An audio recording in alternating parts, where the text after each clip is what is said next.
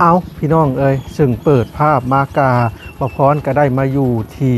บ้านของลุงโจยเนาะพี่น้องซึ่งทางประพรบ่ได้เข้ามาหาเพิ่นก็โอ้เนาะพี่น้องหลายเดือนสิเข้าเป็นปีได้แล้วเนาะประพรอยากถามให้พี่น้องว่ายังจำเพิ่นได้บ่เนาะพี่น้องลุงโจยตาบอดเนาะพี่น้องก็คือประพรได้เข้ามาหาเพิ่นในมื้อนี้นะได้เข้ามาเยี่ยมยามเพิ่นเนาะพี่น้องได้ยินข่าวว่าทางเพิ่นน่ะป่วยเนาะป่วยมาได้อาทิตย์หนึ่งแล้วเนาะพี่น้องข้าวน้ำชัมปลาก็กินบ่แซ่บมีแต่อยากนอนอย่างเดียวเนาะชาวบ้านให้ข้าวมาเนาะพี่น้องก็เลยสิมาเยี่ยมยามเพิ่นเนาะพี่น้องจึงมาฟ้อนกะลิ้วมาแต่ผู้แหละจุดชุมผู้สบายดีลุงโจยสบายดีลูกเอ้ยสบายดีพอมาสบายลูกเอ้ยเป็นจังได้คือว่าจ่อยจ่องอลีอลอนี่ไม่ได้กินข้าวมุดอาทิตย์เลยบ่ได้กินข้าวอาทิตย์เลยกินปั่น2 ปั่นกินอยู่บ่มันบ่ได้กินปั่น2 ปั่นแบบมันอิ่มซื่อๆเลยนะเราบ่ทำมาคุยโอ้ตาสุละเป็นจังได๋บ่ได้พ่อกันเทิงแล้วเนาะโดยโอ้คิดฮอดคิดถึงอยู่บ่พรเอ้ยบ่พรเมาลาผู้แม่ผู้ช่วยก็พอก็ยังบ่ลืมคุณเพื่อนได้เอ้ยนะทุกเพื่อนก็อยู่ดีมีแห้งเพื่อนก็จ่อยลงกว่าเก่าเนาะโดยป้าแต่ก่อนยังว่ามีชีวิตสัตว์คนละบาทจุโอ้โตสิตายปีนี้แล้วว่ะมันพอตุ้ยแล้วจ่อยลงแล้วว่านี่จะเป็นแบบนี้ว่ะบ่ได้เจ็บบ่ได้โศกอย่างไปหากินคู่มือคู่เว้นไปแล้วก็มีแต่ยังนอน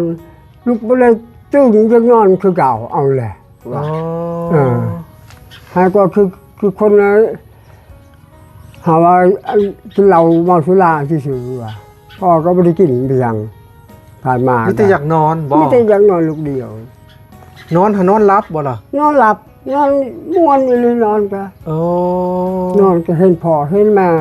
โอ้ควันจะไปแล้วพ่อเฒ่าเอ้ยควันจะไปแล้วอยู่แล้วแม่อยู่แล้วแม่นึ่งเขาโอ้ว่าจูไปปะปีนี้บ่ว่าเดือนสั่นคนช่วยเลยจะไปปะบ่ว่าเป็นยังได้ลูกชายก็ไปรับหน้าลำเพื่อนนั่นแหละป่วยนี่มาจักอาทิตย์เลยพอดีอาทิตย์หนึ่งมื้ออาทิตย์1 มื้อนี่แหละมื้อนี้พ่อได้กินข้าวมื้อนี้ชามันแม่นี่พกไปกินนี่พกไปหาเห็ดอยู่ในเมื่อยเกือบมาบ่ฮอดกินมากินข้าวอยู่พี่กินโอ้ว่ะตายแล้วตายังเห็นหุ่งอยู่บ่ตายลุงเมื่อยลงเงินคำก็มีบริษัทแต่บ่มีเงินคำก็อยู่ไปเสร็จติบของติบเขาก็ไปพันใหม่กับบ่ไหลพอหันกันอาศัยติบเขาพอได้ช่วยอยู่ในติบเปอร์เซ็นต์ได้เขาจะได้แซ่บๆอยู่พอไปบ่ไหลมันเมื่อยทุกการแล้วลูกมาให้มากวนมาพร้อมกันนิ่งข่าวว่าลุงจุ้ยป่วยได้อาทิตย์หนึ่งมาพร้อมกันเลยริ้วมาเลยริ้วมาเยี่ยมยามเจ้าแหละโดยถูกแล้วเข้าน้ำบ่ยากเลยบ่พอเท่าบ่คิดอยากกินครับเบิดมือกินข้าวได้บ่ปันหนึ่งสำนักแล้วปันนี่2 ปันกินแล้วไม่ใช่ยังนอนกินแล้วไม่ใช่นอนอันนี้จะแล้วกินบ่ป่วยสิแห้งได้แล้วนิ้วมือนิ้วเท้าก็ดำแล้วมันปุ่นจนปรามน้ำเป็นสิปลายเลยลุกบ่ได้ทั้งเจ็บแมวนี่อาการเป็นจังได๋ลองเล่าให้ท่านผู้ชมฟังในอาการลักๆฮะจะเป็นยังไงพอไปดงไปเอาไว้ไปแล้วก็ไปเตะอะไรไปต่อยล้มมันก็ว่าขอโทษนะแล้วลาตอนที่หานี่ว่ะไปเลยมาพูดไปเลยล้มลงกับพื้นป่ะจ๊ะโอ้จักว่าป่วยย้อนล้มนี่ป่ะจ๊ะใครจับพวกคนเฒ่าคนแก่นี่เวลาล้มเลยเจ็บอย่างนี้เจ็บหนักพวกส่วนหลายคนเฒ่าคนแก่นี่เวลาล้มเลยอยากเป็นใหม่หรือไดอย่างเช่นย้ายพัวอยู่แถวเขตบ้านประพรก็คือกันได้ลุงโจยเอ่ยแล้วตกเตียงกับต่ำหนึ่งแล้วก็เสียผ่านไป2-3 มื้อบ่ฮู้ว่าเป็นอีหยังอันนี้จึงห้องเต้าเลยพอจึงลุกจูนแล้วจึงเป็นคือใช้มาหิ้งหอยเลยนะโธ่ว่ะนี่จะเป็นเรื่องนี้ว่ะ ว่าก็โทษนำว่าโอ้ยว่าที่หาต่อเอ้ยว่าไม่ให้กูไปเตะต่อบางไงยังกูเตะนี่ว่าตาไปทางใดนี่ว่าเองแหละว่าลุกมาทุนเจ็บเลยเป็นเลย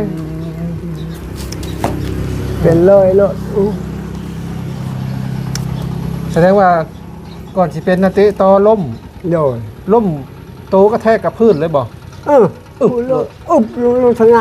ทางความใช่เลย ล้มทั้งความเลย ที่เขาเจอเป็นเส้นไม่ให้งอยบนมันทับใช่ไหมแต่บ่อแห่งแขกแห่งบดให้เสร็จพอถูกที่ชื่อแบบเป็นเส้นงอยหยาบมาพูดมาขึ้นอยากกินเขาในแอลกับแกปะเลย บ่อยากเลยมาแล้วกินยาอยู่บ่ ไปสักย่ามันเงิน50,000ไปสักกับบุดีเมื่อไปไม่ใช่จังนอนเลยบ้านนี้นี่เขาลงไปนี่ก็งองแล้วนะ นอนแล้วชอดแจ้งเลยบ่ เขาแจ้งเลย เอาแล้ ชอบแจ้งกลางวันนี่ก็กินตะวันปีกินเลยปีผ่าถามคนเสียงนี่เราพูดติดตามดูว่าจะเป็นช่างว่าให้จักตัวอยู่เป็นเอาชิวๆว่า แต่ว่าในห่างกายเจ้าหำบ่ได้เจ็บอีหยังบ่ลูก บ่ได้เจ็บอย่าง มีแต่อยากนอนไปเลยนอนจมไปเลย จมไปเลย เจ้าขย่านอยู่บ่อันคำว่าตะตุย อย่างทุกคนนี่ตายเพิ่นไม่อยากตายทุกคนแล้วเลยเงินเลยชาแล้วจะเห็นหมู่เห็นคู่แล้วนี่ก็เห็นคือ ก็คิดว่าเจ้าปล่อยวางแล้วได้ บ่ละ 70ฮอดแล้วพอ80 บ่หอดแล้ว อยู่ระหว่าง70เนาะ พอนี่พอหางแห้งนี่พอหางแห้งไปหาอยู่หากินพอนี่มันเท่าเพียงนะ แบบเอาเท่าแบบ เท่าไป เอิ้นว่า บ่อยู่เฮือน นา นะ งเหี่ยวนางยานไว้นะประมาณ70น้อย มองนั้นแหละได้อายุ70พอแล้วอายุ70ได้ ๆ แล้ว ถ้า80นี่กว่านี่ได้พี่น้องอันนี้คือคนเขตนอกเฮาพอยังแห้งยังเตยต่อเตยยังได้ยังลิงหน่อยจ้ะอันนี้พอยังนอนแล้วเขาบ่ดุเลยคนพอไปเตยต่อเขา บ่ แล้ว ได้เป็นไข่คิงบ่ได้ฮ้อนบ่ ไม่หอนนะ มีแต่อยากนอนซื่อ ไม่ได้นอนเฉย ๆเจ้าว่าเจ้านอนแล้วเจ้าสิไปเลยบ่จัก ๆเพื่อจากจนมันพันอยู่กับแม่ก็จนเอาเมียเลยเอาเมีย2 คน โอ้ ใจข้างแหน่ว่ะ ในความฝันอะไร ความพันโธ่ว่า แส สิ ดง ไป ว่าวิ ยี่ ญ นี่ ญาณ บ่ เจ้าจิตวิญญาณเจ้าหันยันไปแล้ว ว่าสิไปยี่นี่บ่ว่าบ่ไปแล้วว่าอยู่2-3 ปีก็ยังตายเนี่ยก็ได้ ความหมายว่าทางลุงโจนยังห่วงเรื่องใดเป็นพิเศษ เป็นห่วงเป็นซ่านนะเฮือนซ่านก็เพื่อนเฮ็ดให้แหละถูกจัดการลูกพวกเจ้าก็ย้อน ก็ แล้ว คือลุงโจยนี่เป็นห่วงเฮือน โย อยู่จักปีจังสิบ่เป็นห่วง โยจนมือไปใส่ไปเป็นตายบริสุทธิ์นี่แหละมันอยู่ในได้4-5 ปีจะตายก็ตายแล้ว อยากอยู่เฮือนให้มันคุ้มก่อนว่าซั่นซะ โย แต่ก็บ่ต้องติดยึดได้ลุงบ่ต้องติดยึดดอกเฮือนหรือว่าสิ่งวัตถุก็เป็นแค่ของนอกกายเฮาแค่ใช้ชั่วคราวซื่อๆของบนโลกนี่บ่มีเป็นของภัยถาวรมีแต่เฮาเกิดมาแล้วเฮาใช้ชั่วคราวซื่อๆนับแต่ยานพาหนะนาโยอยากให้เจ้าก็ลองปล่อยวางลองเบิ่งถ้าว่าประพรได้อายุประมาณ70ประพรปล่อยวางแล้วประพรจะปล่อยวางทุกสิ่งทุกอย่างและกาประพรจะเฮียนหู้กับการเสียการตุยจะวางแผนจะทำใจถ้าอายุประมาณ70กว่าประพรจะเริ่มแต่60หรือว่า50กว่า80ตามแล้วตายก็ตายแล้วตายยาวไปแล้ว80กว่าว่าซั่นซะถ้า80นี่ก็คือว่าคุ้มสุดๆแล้วจำมันแล้วคันเฮา70-80แล้วแบบนี้ลุงโจยคำว่าก่อนจะไปจากโลกนี่ก็ขอแต่แบบว่านอนและเมื่อยไปบ่อยๆบ่ต้องเจ็บบ่ได้หั่นเนาะนอนและฝันไปเลยนะอันนั้นคือเป็นความฝันของหลายๆคนได้ในครั้งสุดท้ายในชีวิตสุดท้ายนะขอแต่ว่าเมื่อยคือจะว่าเจ้าเมื่อยแล้วก็นอนบ่อยๆไปหั่นเนาะบ่เลยคันตายแบบเฮาพันนั่นบ่ได้ใจเลยม่วนได้ไปม่วนก็ม่วนได้หากแต่ว่ามันแบบมันบ่กงเลยแบบว่าเห็นอยู่แม่พ่อแม่ก็หาก็บ่ได้ปะบ่ได้ว่าร่วมกันล่ะ อ่า ลุงเมียคือว่าแล้วคือพอว่าเอายุเอากับบ่ได้เว้านำกัน มันก็บ่คือคนแหละ มันก็บ่คือคน เป็นจิตวิญญาณซื่อ ดวงวิญญาณไปซื่อๆนะ อืม เป็นเลยสั่นนะเลยแม่จุงควายให้ว่าเอาควายนี่เมื่อว่าเจ้าเมื่อซะว่า จะตั้งแต่ตื่น ยังที่สุด อืม แล้วก็เลยควายออกไปจากมาแล้ว พันมื้อใด คืนนี่ คืนนี้ ที่ เอ้า เบิ้ง ก็สิลองเลขซื้อเลขควายเบิ่งซะ ลองเบิ้ง อืม ก็คือจะเกาทึกพอพันนี่เลยคันแม่มาบอกนี่ชุดนั้นเรื่องในบ้านนี่พอบอกซ่องเถื่อเขาถือเขาบ่ให้พอสำเงินเขาให้50,000นะผมเขาได้เป็น10ไปล้านพวก โอ้แบบช่วงนั้นก่อนพันไม่ได้จากช่วงก่อนนะ พันเลยพอเนี่ยคู่มาเทียงกับขน้อยนี่แหละว่าพ่อว่าเอาได้ละเก่าว่าเก่าซังแต่ว่าละแปดพอออกคนกี่โหดสมานว่าโดยว่าพอก็ยอมแล้วว่ากี่โหดสมานแท้พอเลยว่าละเก่าให้เอาละเก่าเลยแล้วพอคนในบ้านมาใส่หมองเลยบอกเข้าไปสู้ซื้อเลขได้แล้วว่าที่ถือหายกูได้ว่าตามคนพันกูหันว่าเลขพันว่าลักหันลักเก่าเด้อเอาลักเก่าโลดว่ากูเอาลักแปดเพิ่นหายกูเดี๋ยวนี้อาจารย์เพิ่นหายว่านอนระวังมนต์เด้ของพอเคยใช้เบ็ดหันเด้พายนั้นออกเอลิปับเอลิลักเก่าเขาเนี่ย เก้ายังล่ะบัดนี้เก้าห้า อันนี้ซังเล็กหนักอันหนักโขงเลยคำว่า อันนี้ฮะแม่ว่าให้จูงควายเมื่อ เออ แม่ที่เชียร์ไปหลายปีก่อนเห็นปะ เห็นเพิ่นเนาะ เห็น พันเมื่อใดเมื่อคืนนี้ คืนนี้เมื่อเช้าว่าเจ้าควายเมื่อเลี้ยงเช้าว่าเขาเลยจูงเมื่อเขาบอกเขาแม่มาหายจากไปเลยเพื่อจักเขาจูงเมื่อสมัครลิงลิง มันหันมีแนวดอกที่เฮ็ดให้เฮาตื่นลุงมันหันมีแนว ดึงมาเลยตื่นเขาบอกขึ้นเขานอนสอดแจงพอดี12 โมงกลางวันเลยเขาจึงตื่นเลยทำเลยเฮือนเที่ยงจุนเลยวานนี่ฮะ ตื่นมาแล้วจังว่าลูกมาแล้วแจ้งจังปังอยู่ อ๋อโทษว่านอนมันไม่น้อยแล้วว่าน อนแต่จักโมงอ่ะดิ นอนแต่หัวแรงไม่ได้กินข้าวนะข้าวมันขึ้นยากใช่ไหมข้าวมันขึ้นยากกิน2 ปันแหละนอนกินบ่มีอาหารกินเลยก็กินข้าวกับน้ำเกลือกินแล้วก็นอนนอนแบบ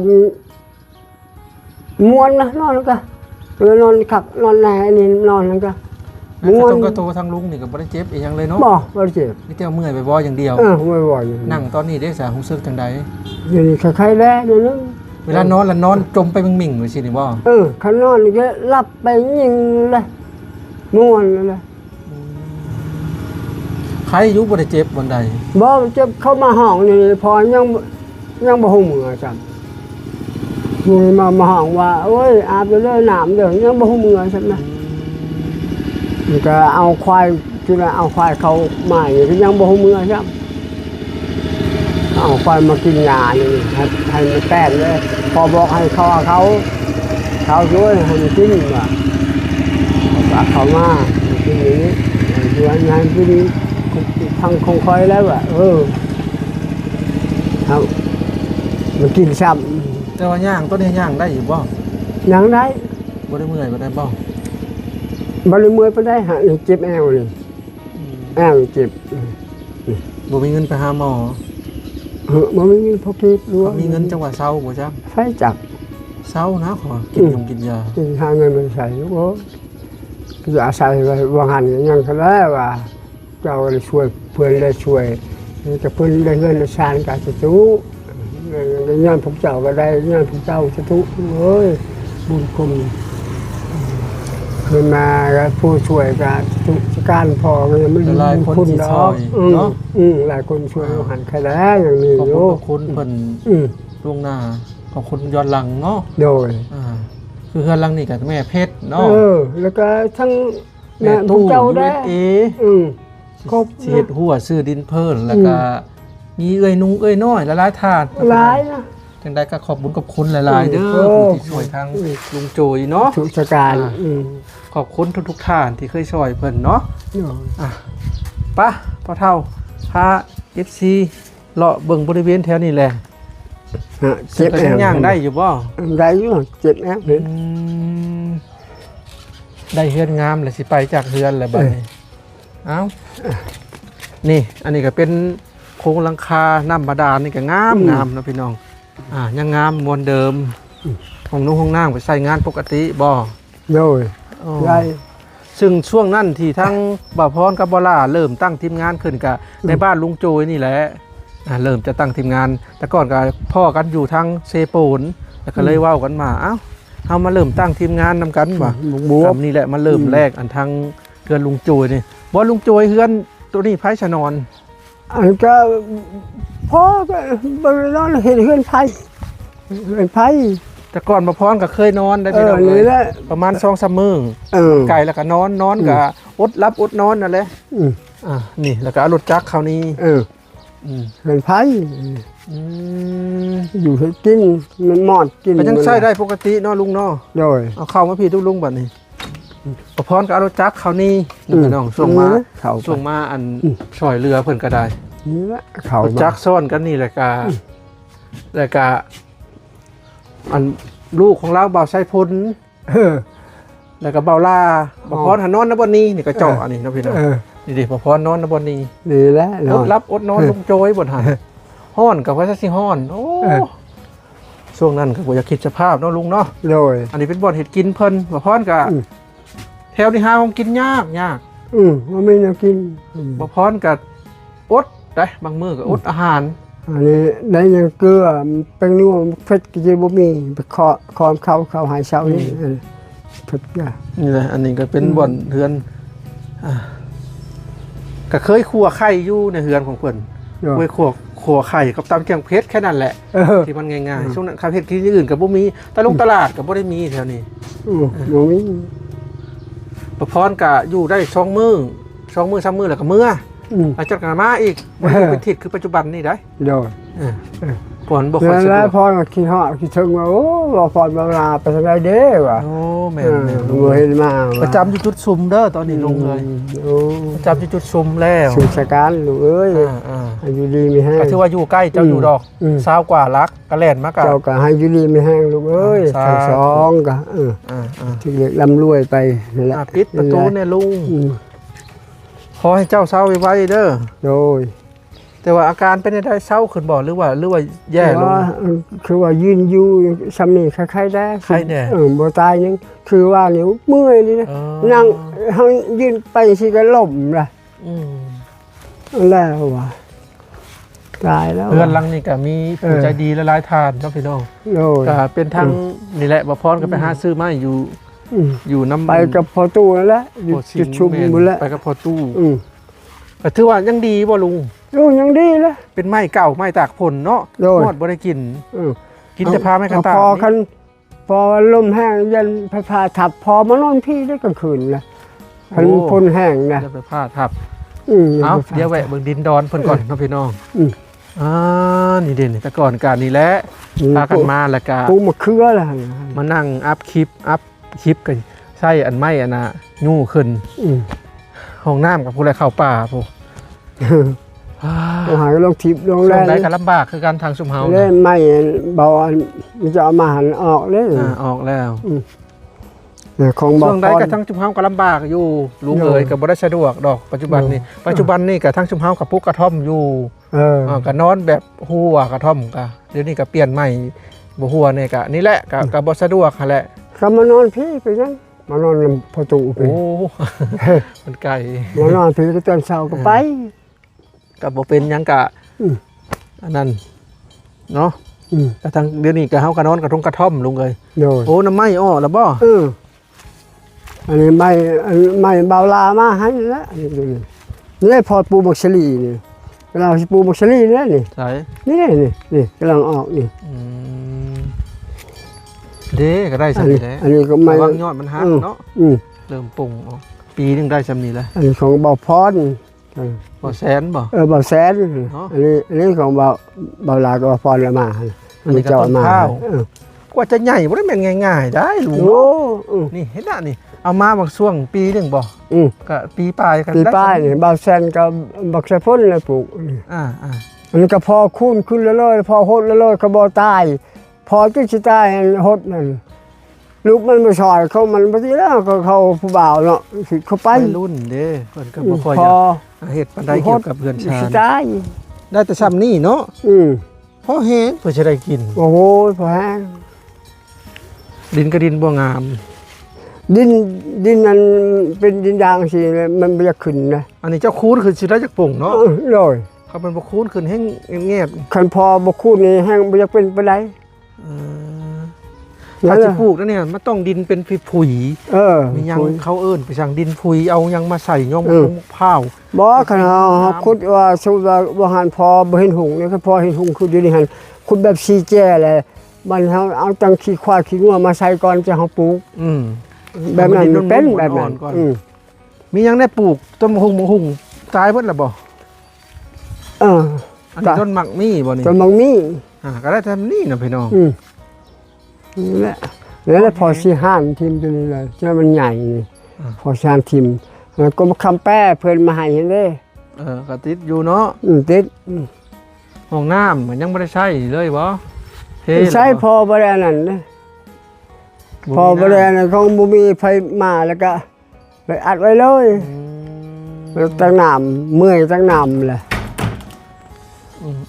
คันมีได้หยังก็ได้เนาะอันนี้ไม่ได้โอ้ตักพอแห้ง งามแต่เฮือนนี่ละนี่ เนาะ บ่พรได้สักนี่อยู่แถวนี้ก็คักอยู่บ่พรก็อยากได้ ได้ กัน ว่า พี่น้อง มานอนพอตู้อยู่พี่นอนแล้ว คำว่าได้อยู่ ครับ ได้สำนี่เนาะอยู่แถวจุดสุ่มบนพักก็โอเคแล้วสำอันนั้นนอนกระท่อมสังกะสีไม่เท่า โอ้โห ย่ำห้อนนี่ห้อนตักก็จากแตก โอ้ ยุงกับพ่อยุงมันเบิ่นอยู่เออ เป็นอะไรจุนั่นเรื่องข่าวอะไร ไอ้แก้วบ่ ไอ้แก้วเมียหนีปะแล้ว เออ เออ เรียกว่าเขาจับว่ะ ไผสิจับ ว่าจะบอกแก้วฮะ จังว่าแล้วเขาก็บ่ฮู้คือกันอ่ะไปพ่อเฒ่าก็มาเยี่ยมยามเด้อพ่อเฒ่าเด้อ โดย เดี๋ยวมื้อหน้าก็สิมาเยี่ยมยามใหม่ดอก โดย อ่า ชูแล้วมีแห้งลูกโอ้ยบ่มีหยังกับยาไปเยี่ยมยามสิ ก่อยกับช่วงนี้ก็โอ้พ่อเฒ่าเอ้ย โดย เรื่องเงินคำกำแก้วก็บ่อยากจะเว้าถึง โอ้โห ติดลบติดหยังไปบ่มีเงินกินก็บางทีก็ไปยืมพี่ยืมน้องมา นั่นแห แบ ละ บใช้จ่ายการเฮ็ดเวียก นั่ นะ นแหละ พ่อพรก็ได้ พวกลูกก็ แม่ก็ป่วย ฮะ พ่อพรตอนนี้ก็ติดหนี้ 20,000 บาท ยังบ่ทันได้ใช้ อ่า รับเงินไปปัวแม่ ไผบ่จักไผลูกเอ้ย อ่า พ่อก็ แม่นไผบ่จักไผ แล้วรู้จักแล้วว่าพวกลูกก็บ่ได้คือพ่อคือกันนั่นแหละ แม่นบ่แม่นชื่อว่า แล้วแต่ ทางสุเฮา แรงเนอะ มีตลอดบ่ตอนนี้ก็บ่พรหาติดหนี้กระเจ้าอยู่ 20,000 บาท อย่าทุให้ลูกมีแห้ง บ่พรก็ยังตกใจอยู่ เป็นเรื่องถึง ถ้า ใจ ว่าได้ใช้หนี้ก็เบิดก็ ปลอดภัยยาลูกเอ้ยอย่าเจ็บอย่าไข้ ข พ่อ อแต่สุขภาพแข็งแรง อืม เนาะลุงเนาะ โดย ไผบ่เห็นไผ อืม คนอื่นมองเขาก็ว่าคือว่าสิมีเงินมีหยัง แม่น แต่จริงแล้วก็โอ้ก็ช่วงนี้ก็นี่แหละยอดวงยอดวิวก็บ่มีลุงเอ้ย บ่ติแหละ เขาว่ามีเงินก็ยังสิแบ่งให้อยู่เด้อ โดย จักสิว่าในใดทางข่อยก็ได้ บ่ติแหละ ท้อแท้ไปเบิด อืม ตอนนี้ทีมงานยังเหลือแต่2คนก่อนจ้อนอยู่ ก็ เงียบเหงา ก็ แต่ก่อนมีหลาย 4-5 คนผู้ เป็นแล้วจะเอาไปเนี่ย เพิ่นก็มีหน้าที่ของเพิ่นไปทั้งไผทั้งลาวหั่นแหละ อืม ตอนนี้เหลือ2คน ก็บ่พรบ่ลา ก็คือว่าได้สู้ไปเลย ครับพยายามที่คนชัดชื่อด้วยเฉพาะนะครับประชาชนกับปะลูก โด เอ้ ย ย โดยสาธุสา ปัญ ธุ ญาถึงใจให้ตลอดปลอดภัยคือพวกลูกอะให้อยู่ดีมีแห้งทุกคนเด้อคะแนนกะ เอาละลุงโจยมันค่ำมันมืดเลย โด เนาะ ยอ่ะ ตอนนี้ก็ตะเว้นสิตกดินแล้วเด้พี่น้องเส้นทางก็ไกลเนาะ โดย แต่ว่าเส้นทางไปบ้านลุงโจยก็ไปฮอดดงหมุดก็ใครแน่แต่ว่าเส้นทางแหวกเข้าไปจุดชุมน่ะยาก เออ ไปก่อนเด้อลุงโจยเด้อ โดย สบายดี สบายดี